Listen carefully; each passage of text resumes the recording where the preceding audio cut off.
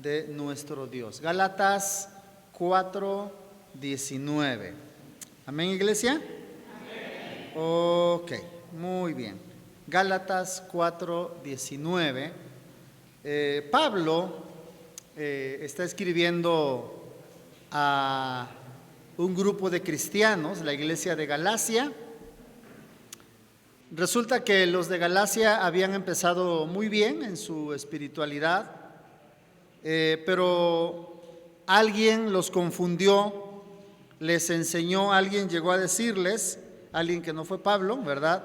Llegó a decirles, miren, les dijeron a los Gálatas, ustedes necesitan a Cristo para que sean salvos, más los rituales del judaísmo.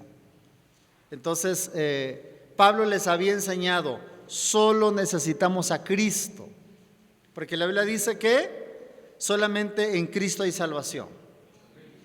Pero había maestros, hubo maestros, malos maestros, que se introdujeron en la iglesia de Galacia y les dijeron, bueno, sí, necesitan a Cristo, más los rituales del judaísmo. Y Pablo está muy frustrado por esto, ¿verdad? Está preocupado Pablo.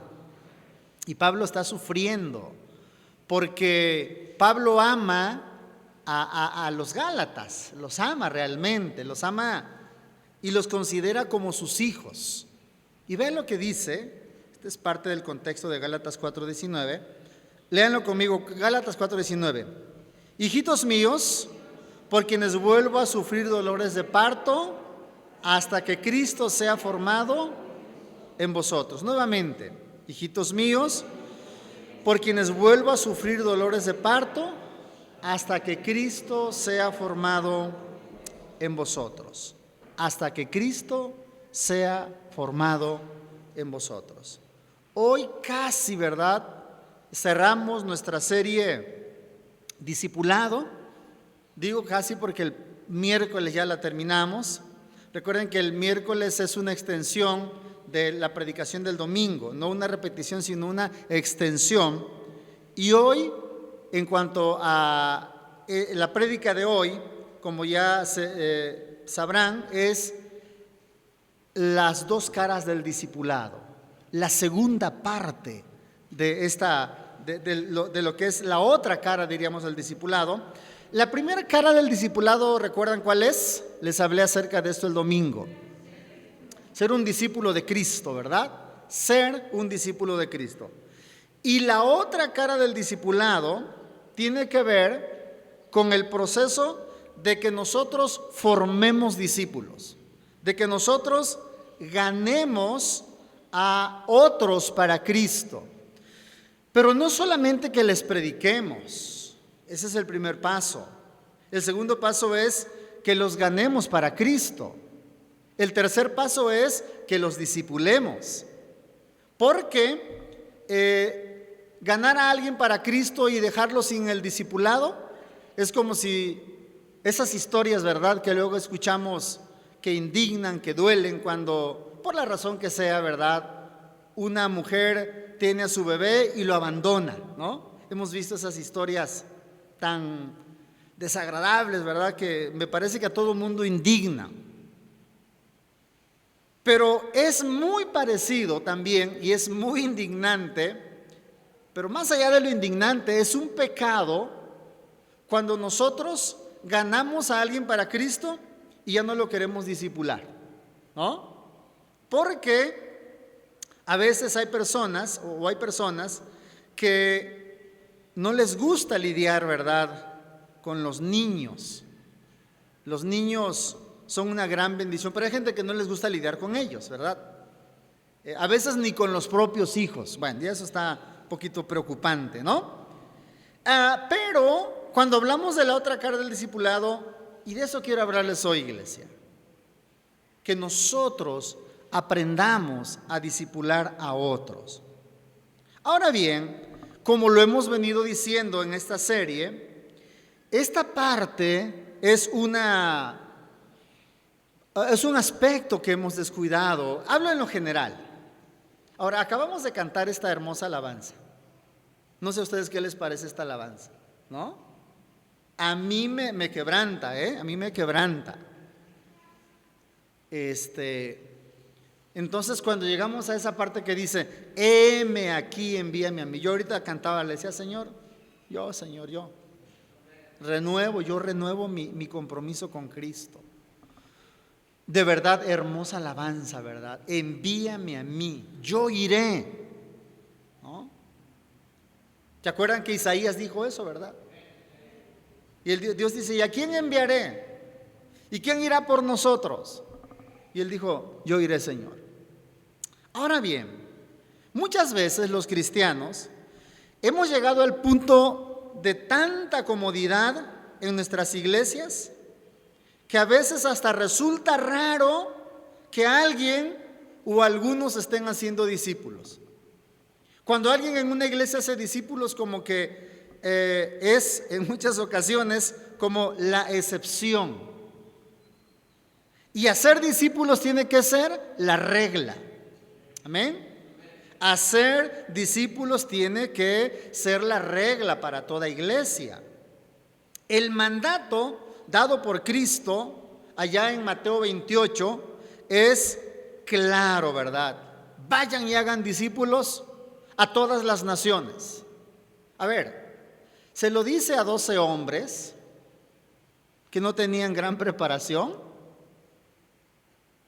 que no tenían autos, que no viajaban en avión, que no tenían teléfonos celulares, que no tenían computadoras, que no tenían internet.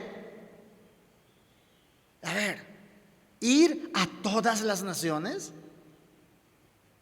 Si cristianos de esta época hubieran vivido en aquella época, si hubiéramos vivido algunos cristianos de esta época en el primer siglo, hubiéramos dicho, no, yo creo que Jesús no quiso decir eso. Lo hubiéramos reinterpretado, ¿no? Para no ir. Porque nosotros a veces acomodamos el evangelio a nuestra conveniencia. Pero déjeme decirle algo. Eso de acomodar el evangelio a nuestra conveniencia es algo que no funciona. Simplemente el evangelio no se adapta a nuestra conveniencia. ¿Sí me explico? Aunque uno lo intente hacer. El evangelio nunca se adapta a nuestra cultura. Ahora bien, la enseñanza de Cristo, el mandato de Cristo, tiene como fundamento su autoridad. Él, como resucitado, como aquel que venció en la cruz, que venció al diablo, al pecado, al mundo y a la muerte, Él, ahora que ha sido resucitado por el Padre, le dice a sus discípulos, le dice a ellos, toda autoridad me ha sido dada en el cielo y en la tierra. Lo que Él está diciendo es, tengo autoridad para decirles lo que les voy a decir. Tengo autoridad para darles la orden que les voy a dar. Tengo autoridad para que ustedes hagan, para que obedezcan lo que yo les voy a mandar. Y les dijo, vayan y hagan discípulos a todas las naciones y bautícenlos y enséñenle todo lo que yo les he mandado. Ahora bien, tenemos que comprender, para poder entender esta otra cara del discipulado, tenemos que comprender la naturaleza del discipulado. ¿Cómo podríamos definir el discipulado? Ya lo hemos hecho antes, ¿verdad? Pero el discipulado, entre otras cosas, es transferencia de vida. Ojo con esta edad. El discipulado es transferencia de vida. El discipulado no es la transferencia de algunas ideas, de algunas sugerencias, de algunas propuestas para a ver quién las puede obedecer. El discipulado no es eso. El discipulado, lo repito, es transferencia de vida. Es decir, Dios pone su vida en nosotros. Dios nos ha dado vida. Pablo dice en Efesios 2:1, y Él les dio vida a ustedes cuando estaban muertos en sus delitos y pecados. ¿Recuerda? Él nos dio vida. Y ahora se trata de que esa vida que Dios nos da, nosotros se las demos a otros también. Nosotros se las entreguemos a otros. Por eso, repito, el discipulado es transferencia de vida. esa vida que usted tiene, esa vida usted se la va a comunicar a otra persona. Ahora bien, también hay que comprender esto, porque Cristo dijo que Él ha venido para que tengamos vida, y ha venido para que la tengamos en abundancia. ¿Qué quiere decir tener vida en abundancia? No significa que alguien va a vivir 900 años como en la antigüedad, ¿verdad? Significa que Dios pone su vida en nosotros. Esa es vida abundante. Y la Biblia a eso le llama también vida eterna, vida plena. Es Dios pone su vida en nosotros. Nosotros tenemos que abrazar esa vida, tenemos que recibirla, y nosotros se las pasamos a otras personas. De acuerdo a lo que Pablo dice, discipular, además de ser transferencia de vida, es un proceso, y esto lo van a entender muy bien las hermanas que son mamás que tienen hijos. El discipulado es un proceso como de embarazo y crianza. Como de embarazo y crianza. Las madres saben muy bien lo que esto significa. Y como padres sabemos las implicaciones de criar hijos. Los varones no sabemos qué significa, ¿verdad? Tener y nunca lo sabremos, ¿verdad? Tener un bebé en el vientre, nunca lo sabremos. Las mujeres saben esto. Y no conozco a una mujer, no he conocido a una mujer que diga: ay, qué horrible traer un bebé en la panza, ¿verdad? Aunque tengan náuseas, aunque tengan dificultad para caminar, no sé, ¿verdad? Todo lo que implica. Aunque ya no puedan dormir los últimos días antes previos al alumbramiento. Ahora, ¿por qué decimos que discipular es como un proceso de embarazo y de crianza? Pablo lo dice donde ya leí hace un rato. Les dice a los Gálatas: hijitos míos, por quienes vuelvo a sufrir dolores de parto hasta que Cristo sea formado en vosotros. Uno podría preguntarse: ¿y qué sabía Pablo de los dolores de parto? ¿Qué sabía el apóstol de eso, verdad? Pero él lo compara, ¿no? ¿Por qué? Porque el discipulado es engendrar hijos, concebirlos, recibirlos y cuidarlos. Eso es el discipulado. Eso fue lo que Cristo hizo con 12 hombres, ¿no es cierto? Los cuidó, los enseñó, los educó o los reeducó, los transformó. Eso es el discipulado, iglesia. También el discipulado, como hemos dicho, es mandato de Dios. Cristo, como ya lo he dicho también, les dijo a sus discípulos: toda autoridad me ha sido dada en el cielo y en la tierra, por tanto vayan y hagan discípulos. La pregunta es: ¿qué hemos hecho como cristianos en relación a este mandato? ¿Qué hemos hecho los cristianos? Le diré y lo responderé de manera muy sencilla. Hemos ignorado este mandato, ¿no? Lo hemos ignorado. Pero gracias a Dios que ustedes y yo como iglesia, nosotros, estamos trabajando en este proceso, ¿verdad? De redireccionar nuestra visión, nuestra perspectiva, nuestro rumbo como iglesia. Estamos aquí en la tierra para hacer discípulos. Para eso estamos. Y Dios dice: y mientras haces discípulos, te voy a dar un oficio, te voy a dar un negocio, una profesión, para que puedas financiar tu estancia en la tierra. Me estoy explicando. Entonces, a veces pensamos que el oficio, que el negocio, que el trabajo, que la profesión que tenemos, hay quienes creen, o hemos llegado a pensar como que eso es lo máximo en la vida. Y como es a lo que hay que poner, en lo que hay que poner todo el esfuerzo. Quiero que veamos esto. El propósito de Dios al darnos un trabajo, una profesión, etcétera, mientras estamos aquí, es para que podamos financiar nuestra estancia en esta tierra. Para que mientras hacemos discípulos, ¿verdad? Ganamos dinero para la comida, para el vestido, para el calzado, pero noten entonces que el trabajo y la profesión son no el fin en sí mismo, son un medio nada más. Amén. Ahora bien, ¿cómo aprendemos a ser discípulos? Yo creo que esa es la gran pregunta, ¿verdad? La gran mayoría de los cristianos a veces se sienten culpables porque no saben cómo hacer un discípulo. Y tienen razón, porque el problema en muchos casos es que los pastores tampoco hemos enseñado a la iglesia cómo tiene que discipular a otra persona.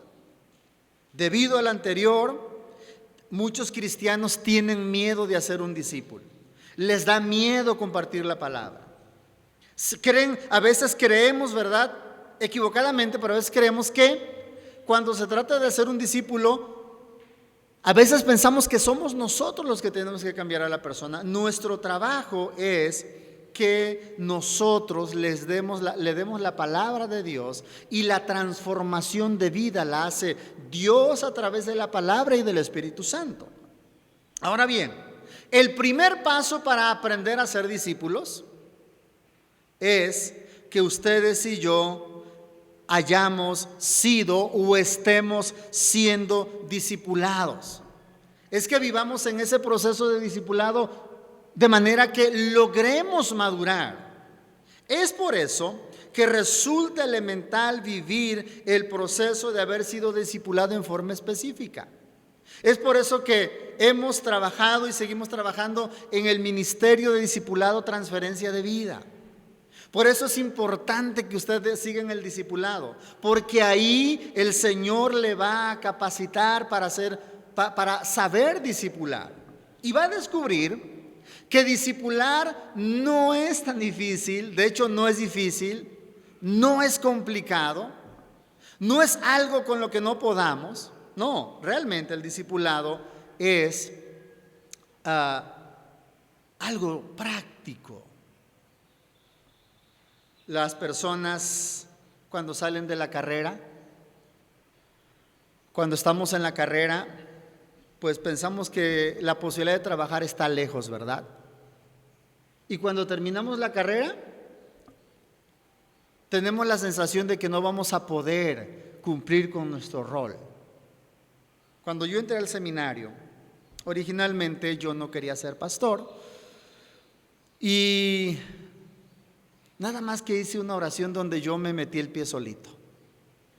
Le dije: Señor, yo no quiero ser pastor, pero haré lo que tú me digas. Fíjense lo que oré. ¿Se dan cuenta lo que oré? Pero yo fui al seminario pensando, bueno, me voy a preparar para servir en la iglesia, pero yo no quiero ser pastor. Pensé, son 4 años. De repente me doy cuenta y faltaban 6 meses. Y dije: Señor, ¿y qué voy a hacer ahora? Y mi oración fue: Señor, pues lo que tú me digas, Señor. Lo que tú me digas. Dios nos llama y nos va preparando. Y cuando termino el seminario, sí, había esa sensación, ¿y ahora por dónde empiezo, verdad? ¿Qué hago ahora? Dice la Escritura que Jesús subió a la montaña y llamó a los que quiso, y a los cuales se reunieron con él. Designó a 12, a quienes nombró apóstoles. Pero aquí viene una parte clave. Dice que nombró apóstoles para que lo acompañaran y para enviarlos a predicar. Quiero que vea 3 cosas en esta porción de la Escritura. Primero, dice que Él llamó, Dios nos llama. Los llamó para que lo acompañaran en segundo lugar. Los llama primero, luego para que lo acompañaran. Ahora, quiero que piense en esta palabrita, ¿verdad? Para que lo acompañaran. Los apóstoles iban donde Cristo iba. Estaban con Él en la alimentación de los 5,000, estaban con Él cuando Cristo sanaba a los enfermos, cuando reprendía a los demonios, cuando predicaba el evangelio, Cristo los llevaba con él. Y durante ese tiempo, que fueron unos 3 años en promedio, ellos fueron siendo capacitados para predicar el evangelio. Por eso el texto dice, los llamó para que lo acompañaran, y lo tercero es para enviarlos a predicar. Entonces el tiempo del discipulado es la preparación, mis amados hermanos. Probablemente algunos puedan pensar, híjole, entonces significa que yo tengo que aprender a discipular a alguien. Claro. Y quien nos capacita es Dios. Quien nos capacita es el Espíritu Santo. Pero a nosotros nos toca estudiar la palabra. A nosotros nos toca permanecer con Cristo. Y ese es el tiempo de nuestra preparación, para que podamos predicar de manera correcta. La otra cosa es que aprendemos a discipular, discipulando a otras personas. ¿Cómo aprende una persona a manejar el auto? Practicando, ¿verdad? Nadie que yo sepa, quizá habrá alguien que haya aprendido y que diga, yo desde el día en que me senté ya yo pude manejar el auto solo. No es probable. Pero la mayoría de nosotros aprendimos a manejar manejando. Del mismo modo, aprendemos a discipular discipulando. Y el primer paso que tenemos que dar es entonces atrevernos a compartir del amor de Dios. Atrevernos a compartir de la gracia de Dios. ¿Y qué vamos a compartir con la gente? Lo que Dios ha hecho con nosotros, las bendiciones de Dios, lo que Dios nos ha enseñado. El discipulado no consiste en dar un discurso teológico súper elaborado. Eso no es el discipulado. Puede haber un discurso teológico bueno, y está bien, pero no es indispensable. Vean a Cristo. Lo vemos enseñando de manera sencilla, ¿se dan cuenta? ¿Cuál era el método principal de Cristo? El método favorito para enseñar. Las parábolas. ¿Qué eran las parábolas? Relatos de la vida cotidiana.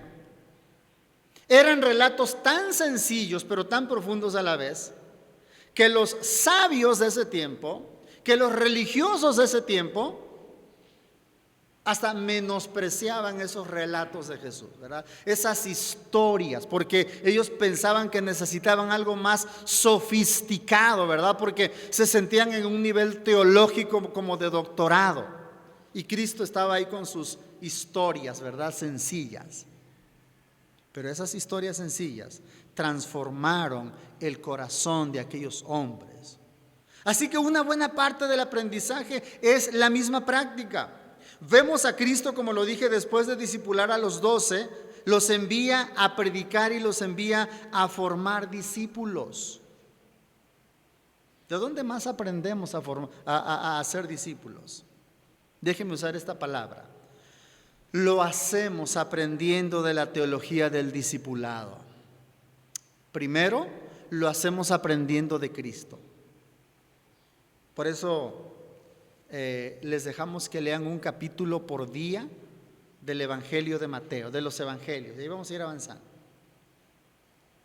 Por eso les pedimos que lean ese capítulo 3, 4 veces. ¿Para qué? Para que, hermanos y hermanas, nos empapemos del discipulado. Para que veamos, ¿verdad? Para que podamos discernir, para que podamos comprender, para que podamos adentrarnos en el discipulado. Y lo hacemos observando lo que Cristo hacía, oyendo lo que Cristo hacía, viendo y meditando la manera en la que Él discipulaba. Esa es la primera manera, o es parte de lo que podemos hacer para elaborar una teología del discipulado, o lo que la Biblia enseña sobre el discipulado. La otra manera lo podemos aprender del apóstol Pablo también. Pablo, después de Cristo, Pablo fue y es el hombre, me parece, de mayor influencia en el cristianismo, ¿no? Ahora, Pablo no tenía computadoras, carros, ni celulares. Pablo no tenía tecnología. y lo vemos haciendo tantos viajes misioneros, ¿no es cierto? Y enseñando sobre el discipulado. Y una de las cosas que Pablo dice, que el discipulado es como un proceso, como ya dije, de criar, de criar hijos, de cuidar hijos y de criarlos. Eso es el discipulado. Y aprendemos de otros autores también. Por eso es muy importante, iglesia, que nosotros aprendamos a ser discípulos. Por eso los animo para que permanezcan en su discipulado. Por eso los animo para que trabajen con las tareas o con lo que les encargan sus maestros durante la semana. Por eso los animo para que lean su Biblia todos los días, para que trabajen con un texto. ¿Cómo les fue con su texto? ¿Cómo les fue con su lectura? ¿Leyeron? Algunos quizá leyeron, otros no leyeron, a otros se les olvidó, otros leyeron ayer a lo mejor todo lo que tenían que haber leído durante la semana. Ahora, los maestros no me han dicho nada todavía, para que nadie diga, ya fue con el chisme, ¿verdad? Ya fueron con el chisme con el pastor. No me han dicho nada. Y algunos a lo mejor hasta, híjole, me atrasé, y eso los desanima. Yo les digo, mis hermanos, retomen la palabra, métanse a la palabra, porque es la manera en la que nosotros vamos a aprender el discipulado. No hay otra manera. Es muy importante que nos dispongamos y demos el paso y que nos mantengamos en esta ruta. Discipular es un privilegio, porque nos está tocando llevar gente al cielo, nos está tocando trabajar con gente que está creyendo en Dios, pero que necesitan ser instruidos, necesitan madurar. Un predicador dice que una vez llegó a una ciudad porque una iglesia lo había invitado justamente a predicar, y llegó al hotel, se instaló, y él dijo, necesito ir a la calle para que me limpien mis zapatos, para que le dieran grasa, como se dice, ¿verdad? Y dice que vio a un niño en la esquina que estaba limpiando zapatos, y empezó a platicar con el niño. Y mientras el niño limpiaba los zapatos, él le dijo, oye, necesito comprar un agua, necesito comprar algo, aquí cerca donde habrá una tienda. Y el niño le dijo, aquí a la vuelta, a 2 cuadritas hay una tienda, ahí puede comprar lo que necesite. Dice el predicador que le dijo al niño, oye, hoy por la noche voy a predicar en un templo que está cerca de este lugar. Y le dice el predicador, te invito, y si tú vas, yo te voy a decir cómo vas a llegar al cielo. El niño lo miró, le dijo, ¿me va a decir cómo llegar al cielo? Sí, te diré cómo vas a llegar al cielo. Dice que el niño lo miró con incredulidad y le dijo, si no sabe dónde hay una tienda, ¿me va a poder decir cómo llegar al cielo? Y él le dijo, sí, yo te voy a decir cómo llegarás al cielo. Aunque no sé, aunque ni sé dónde hay una tienda, pero yo te voy a decir cómo llegar al cielo. Mis hermanos, y eso es lo que hacemos en el discipulado. Ayudamos a la gente para que llegue al cielo. Ah, qué bendición, ¿verdad? Qué bendición. Hay zonas del país donde a la gente, yo creo que aquí en Morelos es una de esas zonas, ¿verdad? Donde uno le pregunta a la gente, ¿y cómo llego a cierto lugar? ¿No? Y normalmente la gente es amable, ¿verdad? ¿No es cierto? Yo creo que, no sé, ¿verdad? Pero por lo regular la gente es muy amable, por lo regular, y nos dicen cómo vamos a llegar a cierto lugar. Hace unos años, tenía que viajar de Villahermosa para acá. Y ya no alcancé, tenía que regresarme de rápido, no alcancé boleto de avión, y así que dije, pues me tengo que regresar en autobús. Y mi hermano me llevó a la terminal y Pero no sabíamos más bien cómo llegar a la terminal. Y entonces, en un semáforo les preguntamos a unas personas: oigan, ¿cómo llegamos a la terminal de autobuses? Y nos explicaron así bien a detalle. Y nos dicen: es más, ¿saben qué? Síganos, los vamos a llevar hasta allá. Allá vamos atrás de ellos, ¿verdad? Y ya cuando llegamos se pararon ellos y nos dijeron: aquí es la terminal. Y nosotros estábamos muy agradecidos por ese gesto de tanta amabilidad. No se me olvida ese gesto de amabilidad. Lo recuerdo con cierta frecuencia. Imagínense, mis hermanos, amados hermanos, trabajar con Dios para llevar gente al cielo. Qué privilegio. Qué gran privilegio. Eso es lo que hacemos en el discipulado. Finalmente, déjenme decirles que discipular entonces tiene ciertamente costos y gratificaciones. Ciertamente. ¿Nos costará qué? ¿Tiempo? Sí, está bien. A otros que nos hablaron del Evangelio también les costó tiempo.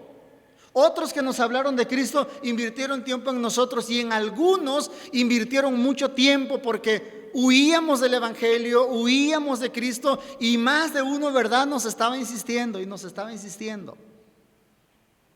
Nos va a costar tiempo, dinero, quizá dinero, probablemente. Digo probablemente porque al discípulo a veces lo vamos a tener que ayudar si él tiene una necesidad, ¿verdad? No estoy diciendo que es obligatorio que lo ayudemos, pero déjenme decirles, a ver, los que son padres, cuando sus hijos les piden algo y ustedes se lo pueden dar, y ese hijo lo necesita. Si su hijo necesita algo y usted como papá o mamá lo puede dar y su hijo se lo pide, ¿usted se lo da, sí o no? Claro. ¿Por qué? Por dos razones: porque él lo necesita y usted lo tiene, pero hay otra razón: porque es su hijo. En el discipulado, los discípulos llegan a ser como nuestros hijos. Por eso también puede ser doloroso, porque se trata de cuidar a personas que están en el proceso de madurez. Repito, puede ser doloroso porque se trata de cuidar a personas que están en el proceso de la madurez. Como Pablo, ¿verdad? Pablo veía que sus oyentes allá en la iglesia en Galacia, Pablo veía como que iban bien y de repente como que se regresaban y no avanzaban y se confundían. Y Pablo dice: hijitos míos, otra vez tengo dolores como de parto, ¿verdad? Ya el parto había pasado, ya el proceso de alumbramiento en términos espirituales había pasado. Pero dice Pablo: otra vez siento esos dolores, esas angustias, dice Pablo, hasta que Cristo sea formado en ustedes. Pablo dice: hasta que sean como Cristo. Alguna de las gratificaciones del discipulado: tenemos la bendición de agradar a Dios y de que estamos haciendo su voluntad. Tenemos la bendición de ser colaboradores con Cristo. Y tenemos la bendición de ver vidas transformadas para la gloria de Dios. Mis hermanos, eso es lo mejor que ustedes van a ver, o de lo mejor. Concluyo diciéndoles: hacer discípulos es un ministerio impostergable. Debemos de dar pasos firmes hacia una cultura del discipulado. Para eso hemos sido llamados, y de eso se trata nuestra prioridad en la vida. Los animo a ello, iglesia. Los animo a permanecer en su proceso de discipulado. Los animo. Y recuerden que ese proceso le estará capacitando para que usted haga discípulos también. Heme aquí, envíame a mí. ¿Cuántos le dirían al Señor en esta tarde: Señor, envíame a mí, Señor, yo estoy dispuesto? Alza su mano aquel que dice: Señor, yo estoy dispuesto. Amén. Oremos. Padre, ayúdanos y capacítanos para discipular a otras personas. Concédenos ese gran privilegio y gran responsabilidad también, que la podamos cumplir. Bendice a esta tu iglesia. Ayúdanos a comprender que somos capacitados por ti, por tu palabra y por tu espíritu para ser discípulos. Y lo haremos en tu nombre. Esta es tu iglesia, Señor. Envía a tu iglesia para que haga discípulos. Ayúdanos a escuchar ese llamado, a obedecerlo. Ayúdanos, Señor. Ayúdanos. Hoy, Padre, retomamos ese llamado, lo abrazamos y renovamos nuestro compromiso con Él, sabiendo que tienes autoridad en el cielo y en la tierra. Gracias por todo en el nombre de Jesús. Amén.